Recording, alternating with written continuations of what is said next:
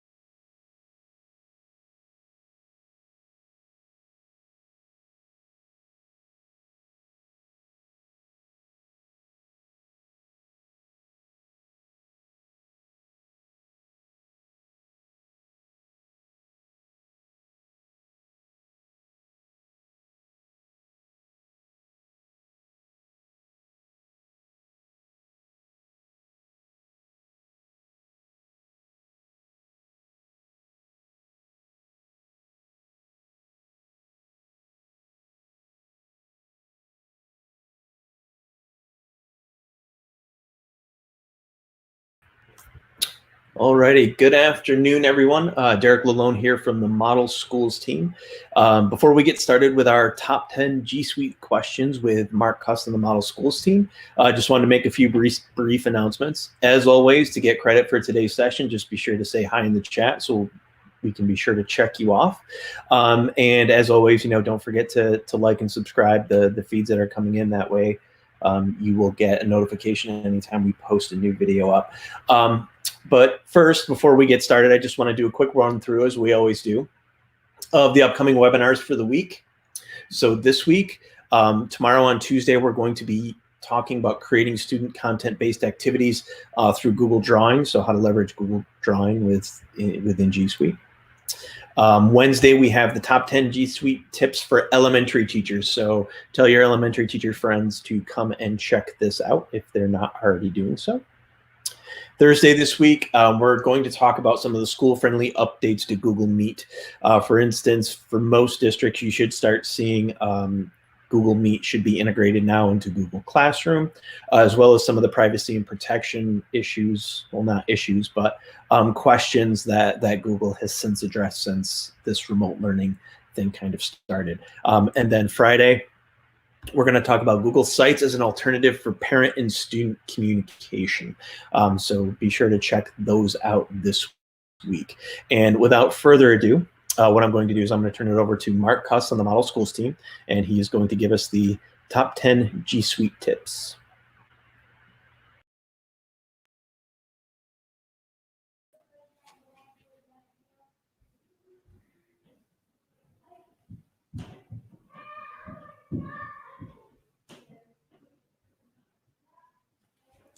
Okay, good morning. I'm Mark Cuss. I work for Model Schools, tech specialist, and I'm going to share some of the questions or frequent questions that we've been getting.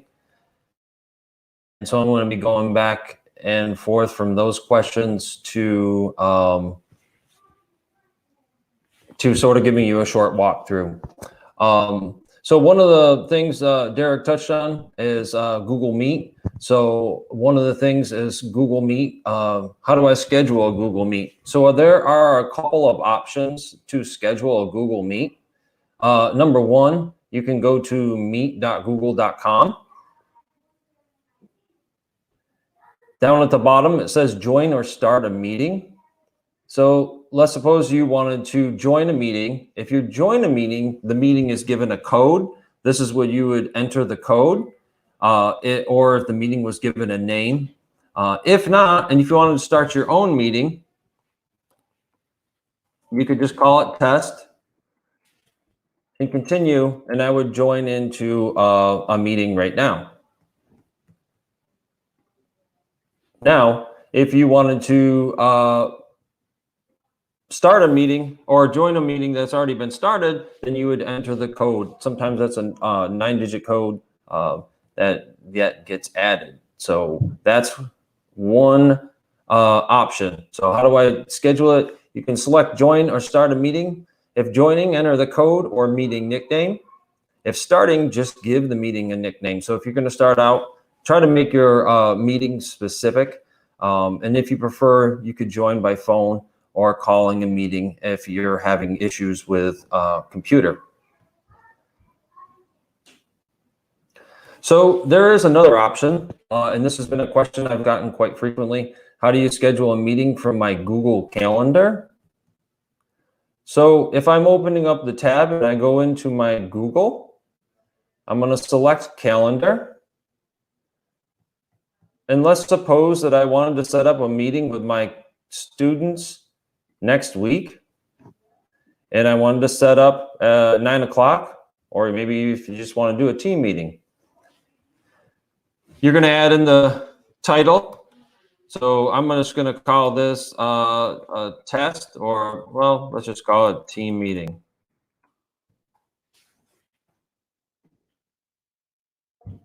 I'm going to select the more options. When I select the more options, it has my time here. I don't need really a location. I go down to the add conferencing tab. So I'm going to add the conferencing. Right now, it's up to 250 participants.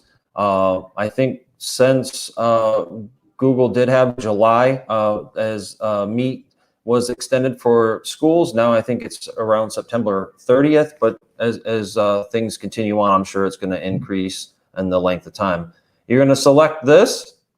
When you select Google Hangouts, this is the stuff down here that's important. If somebody's going to call in through the number, or they can add this 9-digit PIN, and also the meeting ID. So you can copy and paste that meeting ID if you need it again. And then I'm going to add my guest.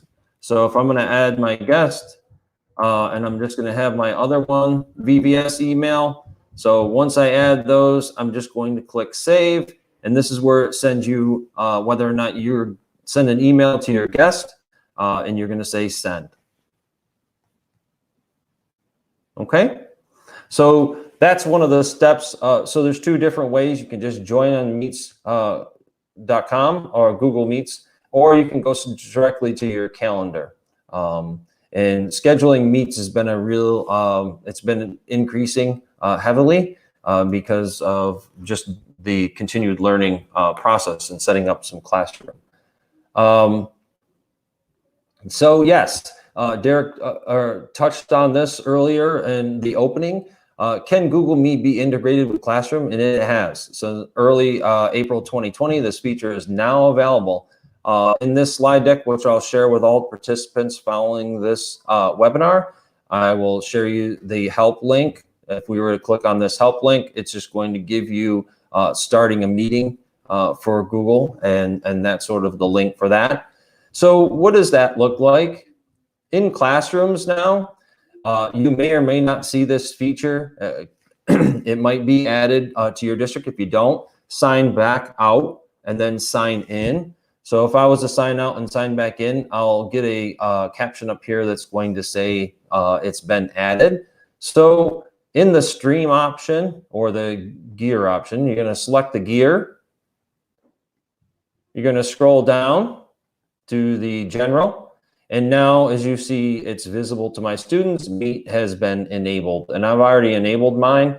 I can copy this link. I can make it visible to students or not visible to students. And then up here, you're going to save it. So when I save that, now in my classroom, as you see, not only do I have a classroom code, but I also have a Meet code as well. And one of the pointers that Google has suggested is this Meet code. Since you know Google Meet, you can go back into the Meet to ensure that you are the first one to, you're the host of the Meet, but you are also the last one. So if you're hosting it with your class, be the last one out of the meeting. Therefore, no one can re-enter the meeting again until you host another meeting, until you send that out. So that's just some advice that Google has given to go along with that addition to Google Classroom. So again, you can go into the announcements, you can share something. Class, we're gonna have a Google morning meeting. And you can put the add link to that, and you can host a Google Meet with your students. So that's one of the things. Yes, it's been integrated with Classroom. And one thing to touch on, a lot of teachers are giving us, or even administrators on Google Meet, what are some things? So one of the things is on Google Meet, you might want to look forward to is with your students is adding a bit of digital citizenship.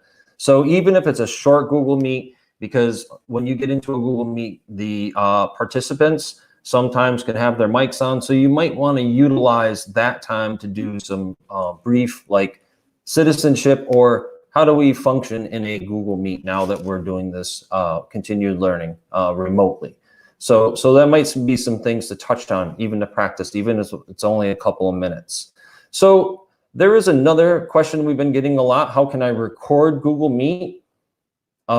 First off, in Google Meet, there is the selection to record. There is the option to record. But please make sure if you are recording in Google Meet that you do have all participants agree that they agree with you or acknowledgement that they're going to be recorded. So that's just something to preface before you start that. So if I go into Google Meet, sorry.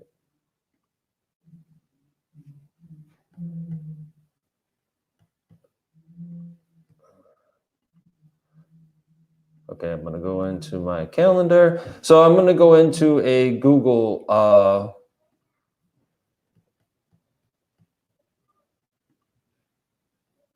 Meet. So here's one that I had. So if I'm clicking on this, I'm gonna save this. Okay. So when I start the join for Google Meet, down at the bottom here, I'm going to have the option to record.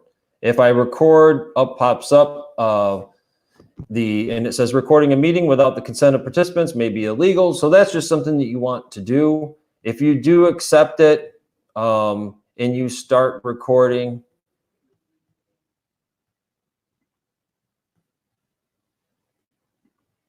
once you stop recording this meeting,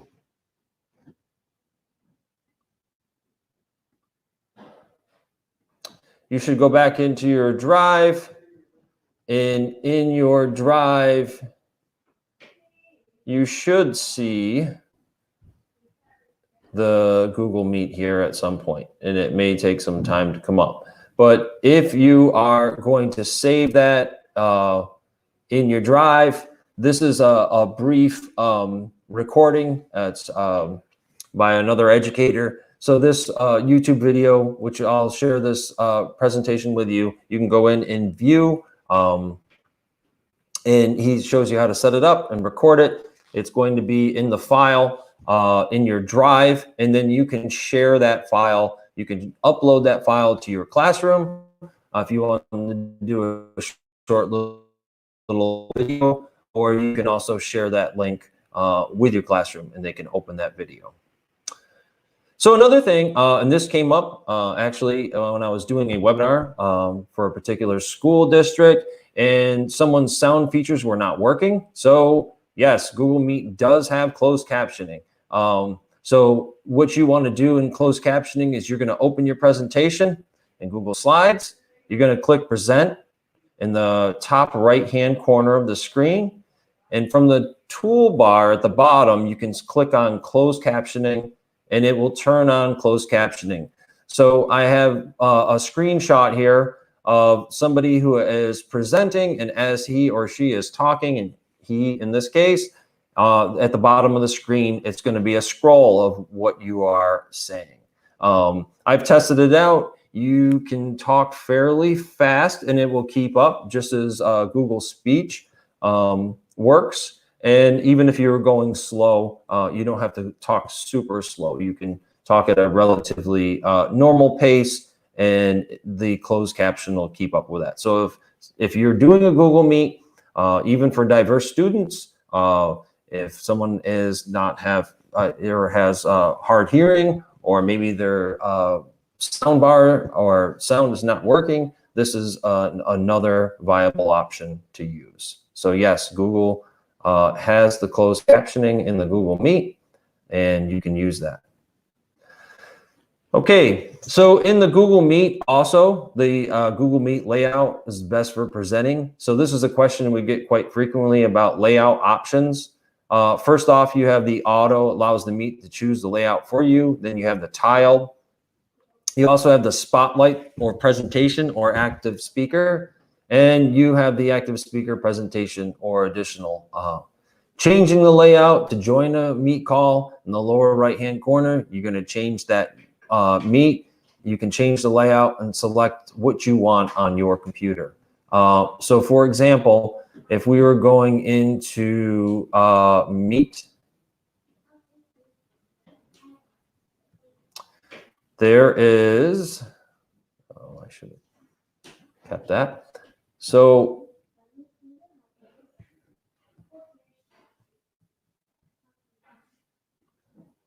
there is to join. So as I'm joining a Meet,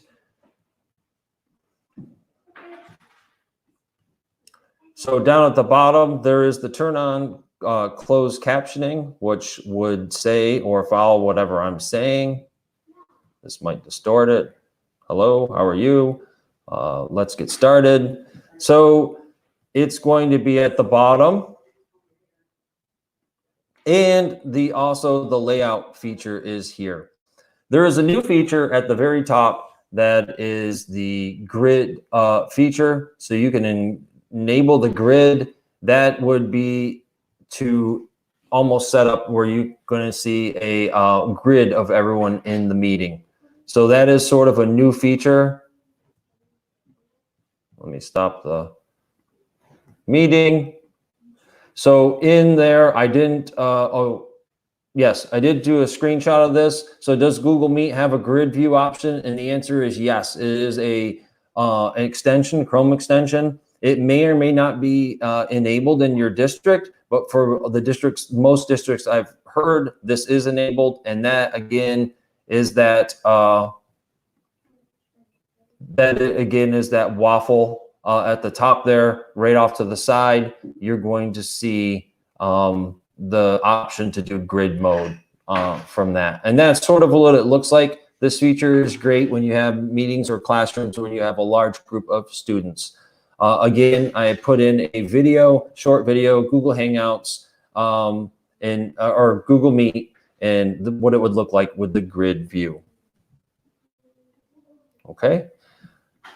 Another thing, a question that's been asked a lot, is a classroom app for students. So one of the students here, for students, sometimes teachers are asking what it looks like from a student's point of view, and they're saying they're having difficulty with assignments.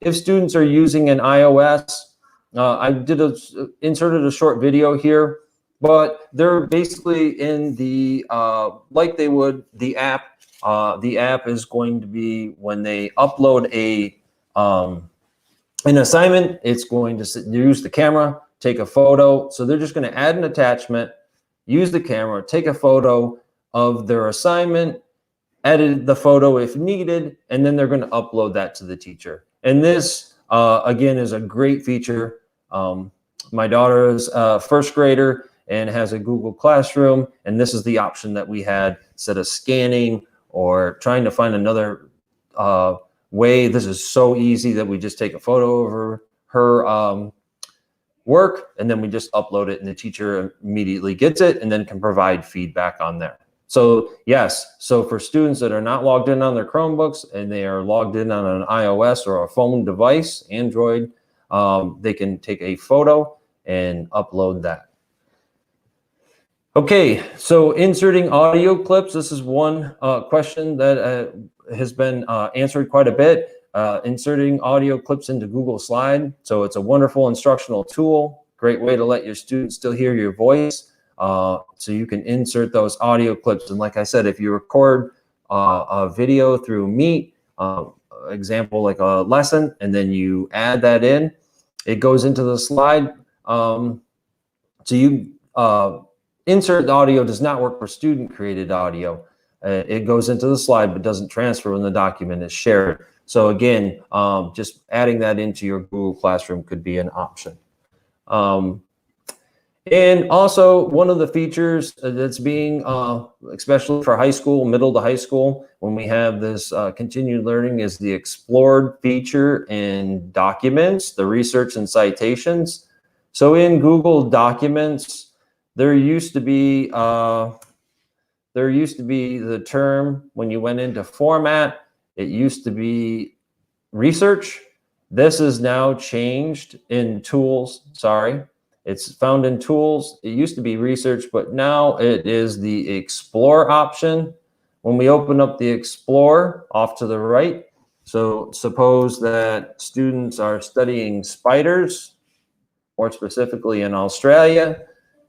Off over here in their document, they have the 10 most dangerous spiders. If they retrieved information from this and they wanted to cite where they got it, they can click on this. Whoops, not click on that. That'll take them to it. So you can go over here, change the format, MLA, APA, select APA. You can put a footnote cite. And as you notice at the bottom of the screen, we have this cited in, okay? So you can also add in, if you are citing images as well, could be another cite from the images there. So again, great feature, probably being used quite often for high school students right now that are writing papers or doing research papers at home. So this is a great feature in Google Docs that's probably being utilized more often now because students are citing and they're not right there with you. So again, those are some of the most frequent. We could go add on. Again, comments or concerns, you can email me. It's mcuss@mooric.org, or Derek or Chris or any one of our model schools team.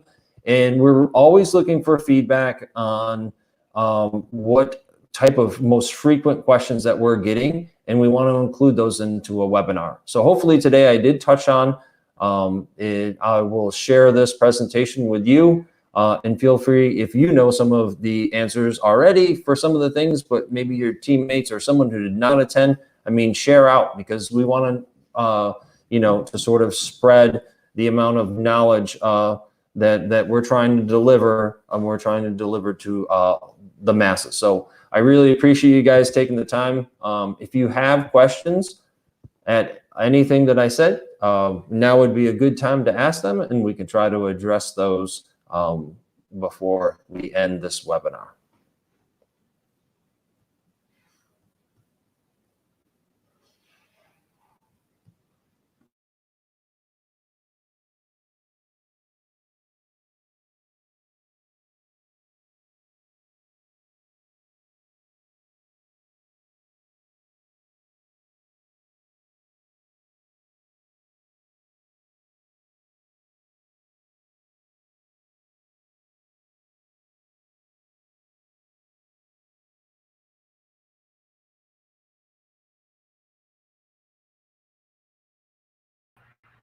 All right, folks, like Mark said, if you have any questions, we'll hang out for a little bit. But if not, we hope you enjoyed today's session, and we hope to see everybody again.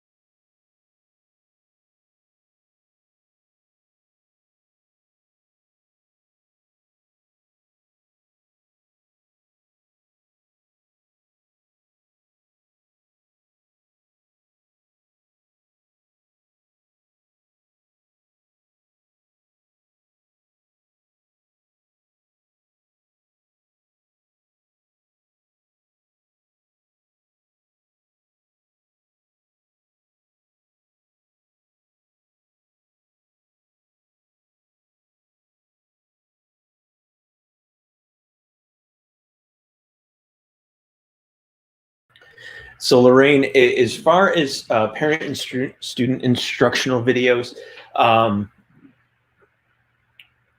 there are a lot of great resources on there. Two places to look, especially for student and parent guides, would be if you do a Google search for Eric Curtis. He does a ton of stuff on Google, and particularly parent and student, and then also Casey Bell. If you go out and jump on their websites, they have a ton of stuff, especially for parent and student instructions. They have like little one-sheeters and things like that that you guys have the ability to download and share out. So I would definitely check out those resources. And that's something we've talked about doing on our side as well. But to get started, you could definitely look there.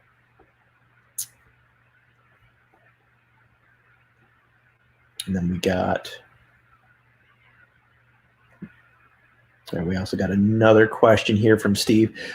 Is there a way to view my classrooms as a student would? The only way to do that, Steve, is if your district, enabled like a fake student account for you to add to and be able to join in as. You can also have potentially one of your colleagues like create like a testing classroom to have you be able to jump into as a student, so you could kind of look at it from student view. But in the case of you just being able to kind of toggle it to a student view, unfortunately, there is no like view as student mode. You would have to be logged into a course somewhere as a student.